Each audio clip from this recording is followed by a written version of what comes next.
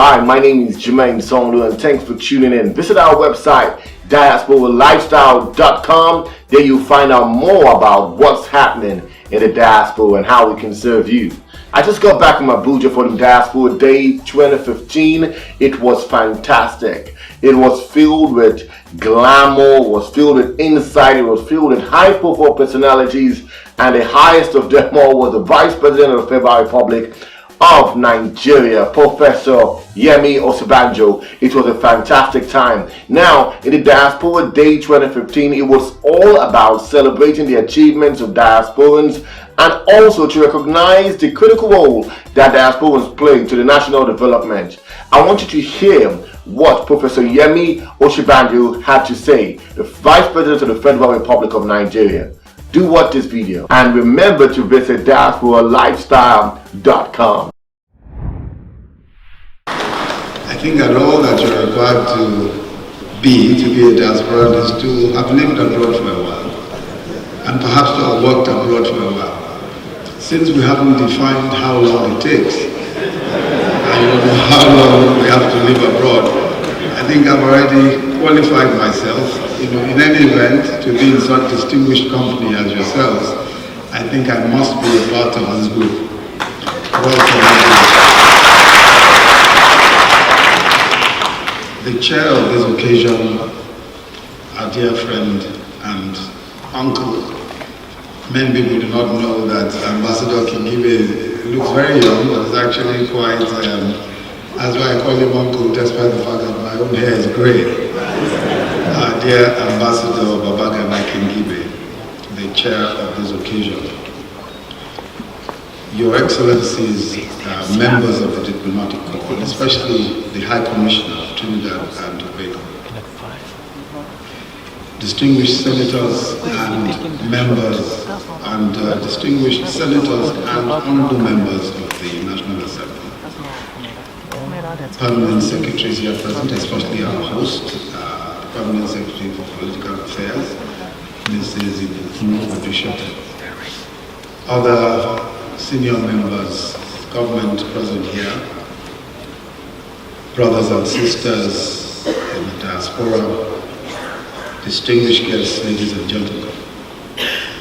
It gives me such great pleasure to be a part of the 2015 Nigeria Diaspora Day.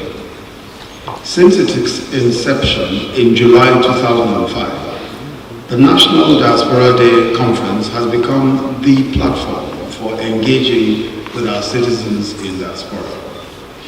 Permit me to take this opportunity to interrogate the place and role of Nigerians abroad in the change agenda of the Buhari administration. This is because we have embarked on the building of a bold new Nigeria, and we need all hands on deck. The time has come for talents from home and abroad to mix it up in patriotic zeal to fashion the Nigeria of our dreams. First, let me quickly lay out our medium to long-term strategy as a government. It is namely to build an economy led by a strong and responsible private sector. Government intervention comes in the provision of physical, economic infrastructure and the social policies that provide opportunity and support for the 110 million extremely poor in our country. For instance, in the power sector, we're aiming to consistently generate 4,000 megawatts of power going in and 5,000 megawatts of power going into the first quarter of next year. This will involve aggressively ensuring that all power-related projects are speedily concluded. 5,000 megawatts of power is a modest improvement on what we're getting at the moment. But we believe that without removing the various obstacles, especially in ensuring investments into the power sector, and also in completing a variety of outstanding projects that have been outstanding for several years, we may not even be able to build the foundation for moving quickly from 5,000 megawatts to 10,000 and 15,000 as we go along.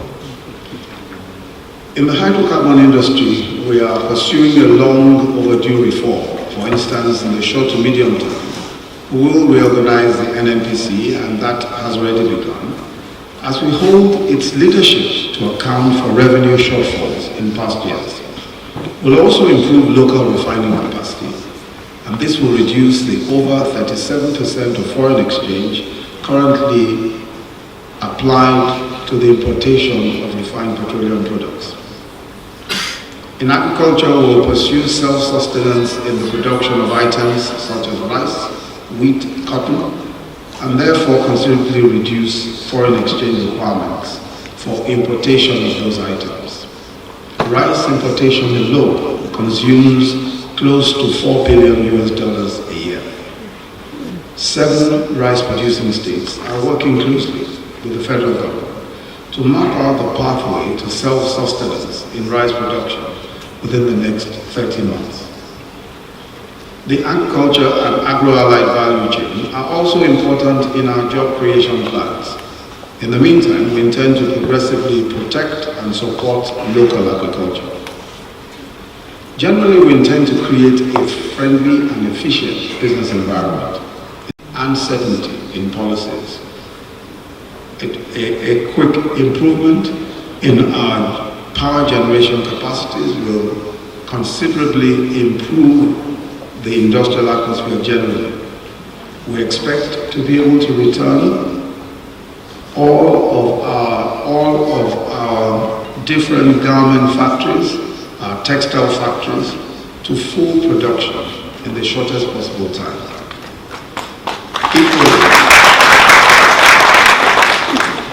Equally, addressing the dire unemployment situation is central in our socio-economic agenda, especially youth employment, which is a major priority of government.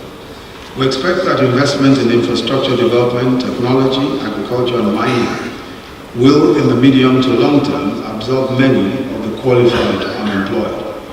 Our 1 meal a day program for primary schools will also create several jobs and business opportunities.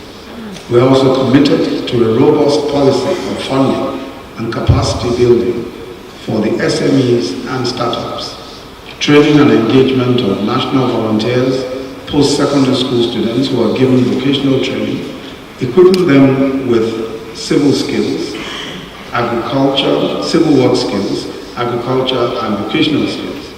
Each state will be able to produce a good number of such national volunteers.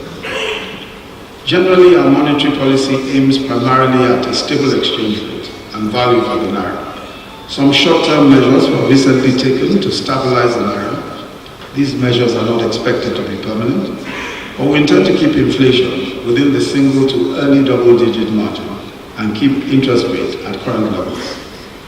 Social policy is a cornerstone of the changed socio-economic agenda. Working with the World Bank and other partners, we intend to implement the conditional cash transfer program, a bit like the Bolsa Familia in Brazil. We believe that giving cash on a monthly basis to the poorest families on the condition that they enroll their children in school and participate in immunization is a right step in taking millions out of poverty.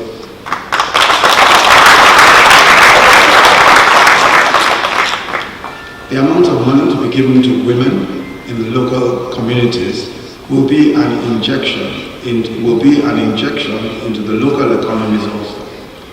Other social intervention schemes and programs are critical for ensuring that the 110 odd million extremely poor Nigerians are given a chance to participate in this great new Nigeria. One of the things that we need to emphasize is the fact that no matter how long it takes, we must come to the realization that this country belongs to the majority of its people. The majority of the Nigerian people are poor at this moment. The majority of Nigerian people do not have the means to survive.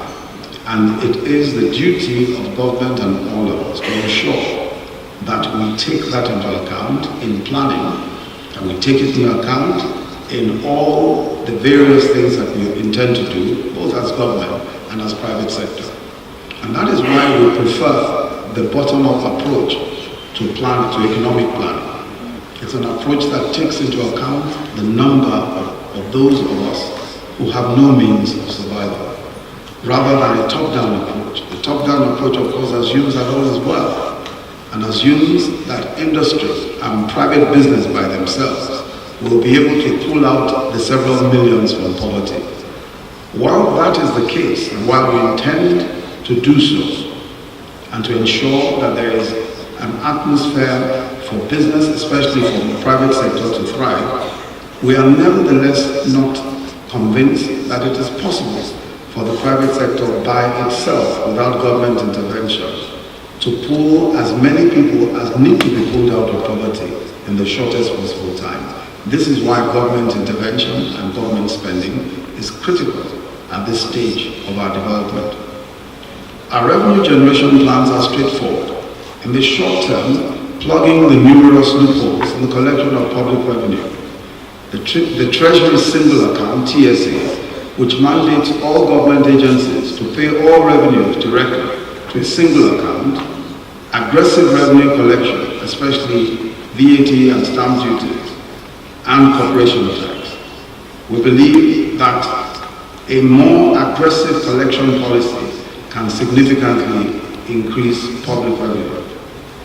Distinguished ladies and gentlemen, I've gone to this length to underscore the expectation of the important role that Nigerians in diaspora can play in the new Nigeria, which is now under construction.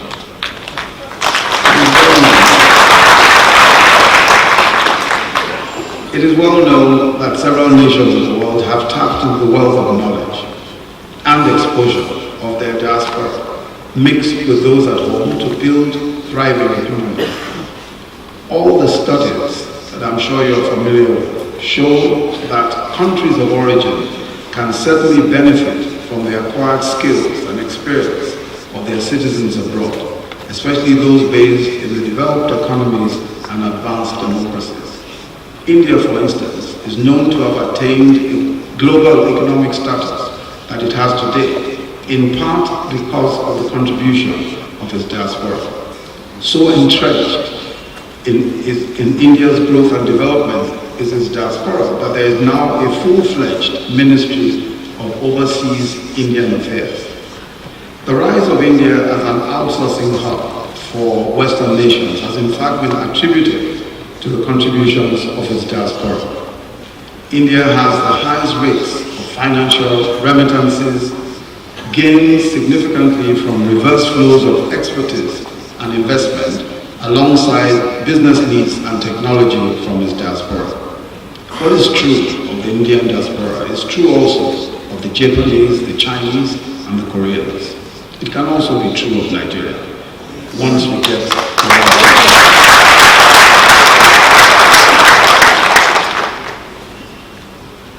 I propose that the impact that the diaspora of those nations have managed to bring to bear would not have been possible if they were not prepared to make some sacrifices. If many of them had waited for the home environment to be completely ideal before they start to actively get involved and engage with their home countries, they would probably still be waiting up till now. In spite of our huge human and natural resources, Nigeria today, of course, is confronted with many developmental challenges, many of which you're already aware of, and there is no need to repeat them. But we are committed to tackling these challenges head on. We are committed to laying a solid foundation for the sustainable development of our country. We are convinced that Nigerians in diaspora have a critical role to play in the change agenda of this administration and in building this country. This is because amongst us here and amongst you are not only world-acclaimed professionals and experts in various fields of human endeavor, but also individuals who have made significant contributions to the socio-economic development of their various countries of residence.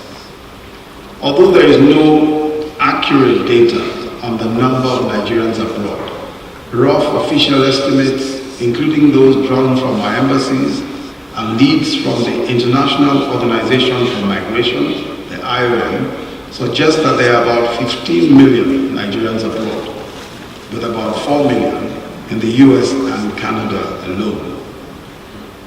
A London public official not too long ago claimed that there are over 1 million Nigerians living in London.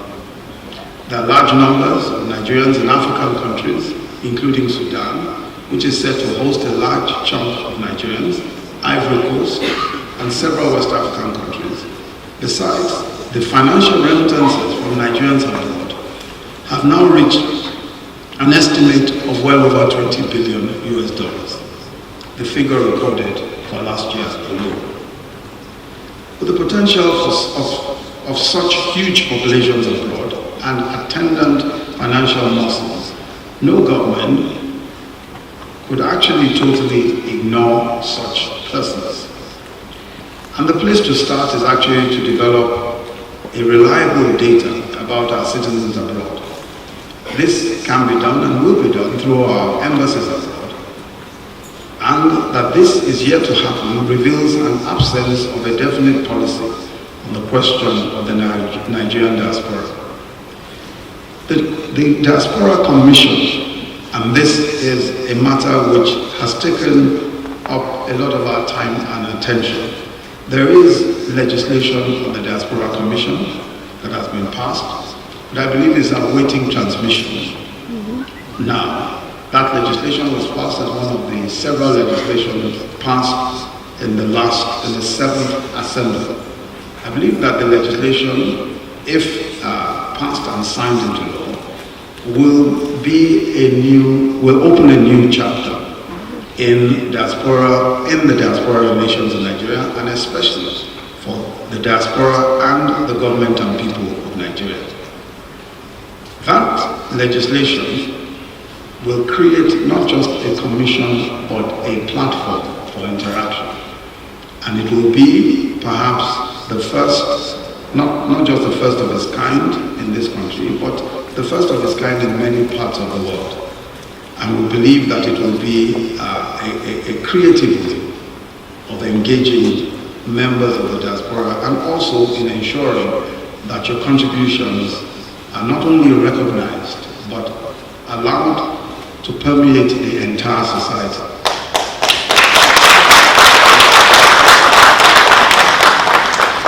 We're also aware of the importance of voting rights of Nigerians abroad. And we affirm, of course, that every Nigerian has a right to vote.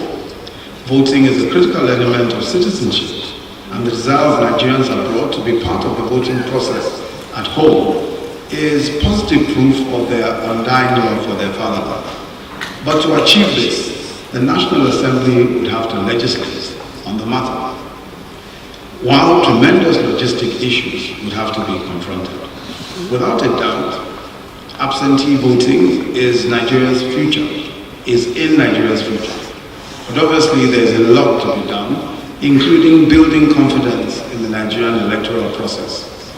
The scale and planning required in planning a local election, a local national election, in an atmosphere of considerable suspicion of the bona fides of each party, of each other, is a major challenge by itself. When you imagine that the Electoral Commission, which of course is engaged frequently in a lot of, not just logistics, but also even matters of building local confidence, will be required to arrange for Nigerians to vote in almost every country of the world. Then we must approach it with great diligence, care, and caution. Thankfully, this year's general election has a lot more confidence, has instilled a lot more confidence in the process, judging from the conduct, participation, and outcome of the election. Our electoral process is evolving, and as greater confidence is built in the institutions and processes associated with it, we may then create voting opportunities for our citizens abroad in the not too distant future. Distinguished ladies and gentlemen, may I use this occasion to affirm the commitment of the Buhari administration to ensuring that the rights of law-abiding citizens in law-abiding Nigerians in diaspora are respected by their various countries of residence. Let me emphasize here, though, that Nigerians in diaspora must reciprocate by respecting the laws of their various countries of residence. Finally, we're resolved to tackling corruption frontally as a critical step towards repositioning Nigeria for greatness. We will not rest until uprightness and integrity in governance become second nature. Let me emphasize as I close that the fact that you were born Nigerian is not an accident. There is, in my perspective of you, a divine plan and purpose that the place of your birth dictates. Each and every one of us is called and challenged daily as we see the needs of our fatherland and its people to find our own place in that plan to make a difference. It's on this note that I declare open the 7th Nigeria Diaspora Day Conference. Thank you very much.